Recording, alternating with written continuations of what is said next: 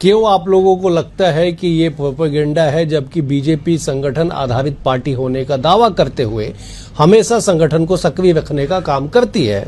विजय शर्मा जी कह रहे हैं कि अगर भाजपा को समझना होगा तो भाजपा की बैठकों में जाना होगा। बताइए जरा। देखिए डॉक्टर साहब, 12 साल अपनी उपलब्धियां बताने के लिए सरकार चलाने के बाद कम नहीं होते। 12 साल में तो उपलब्धियां खुद बोलने लग जाती हैं। उसके लिए गांव-गांव लाउड स्पीकर लेकर दौड़ने की जरूरत नहीं पड़ती। और 12 साल की उपलब्धियां बताने के लिए इवेंट मैनेजमेंट का सहारा नहीं लेना पड़ता, विज्ञापन हजारों करोड़ों के देने नहीं पड़ते। और अगर घर घर जाना पड़ रहा है, अगर 12 का टोटल बजट है जनसंपर्क विभाग का, अगर हजारों करोड़ मैं देश की बात कर रहा हूं, क्योंकि ये देश की सरकार की बात हो रही है डॉक्टर साहब। तो आप इतिहास उठा के देख लिए, आजादी के बाद 2014 तक जितने पैसे विज्ञापनों में लगे उससे ज्यादा पैसे पिछले 12 सालों में लग गए। आपने मेरे को डाइवर्ट कर दिया। लेकिन मैं ये कह रहा हूं, 12 साल की उपलब्धियां अगर सच में होती हैं तो उसके लिए घर घर जाने की जरूरत नहीं पड़ता, उपलब्धियां खुद बोलती है। उसके लिए इवेंट और विज्ञापनों का सहारा नहीं लेना पड़ता।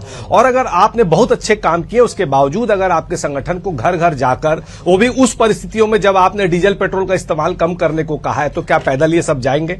तो जाना पड़ रहा है। इसका मतलब यह है कि काम जो है वो हकीकत में नहीं हुआ है, सिर्फ कागजों और विज्ञापनों में ये काम हुआ है। क्योंकि ये मेरा ये मानना है, ये जनसंपर्क अभियान नहीं है, ये विफलता छुपाओ अभियान है। 12 साल में इस देश को जिस गर्त में ले जाने का काम मोदी जी की भारतीय जनता पार्टी की सरकार ने किया है, उसको छुपाने के लिए ये इस प्रकार का जो है प्रोपेगेंडा कर रहे हैं। आप एक चीज बताइए, पिछले 12 साल में जो विकास हुआ है वो आम जनता का बिल्कुल नहीं हुआ डॉक्टर साहब। 12 सालों में सिर्फ अगर विकास किसी का हुआ है तो वो अडानी और अंबानी का हुआ है। अगर 12 सालों की सरकार आपको महिलाओं की सुरक्षा और युवाओं को रोजगार नहीं दे सकती, इसका मतलब है कि आपकी सरकार पूरी तरह से फेल है।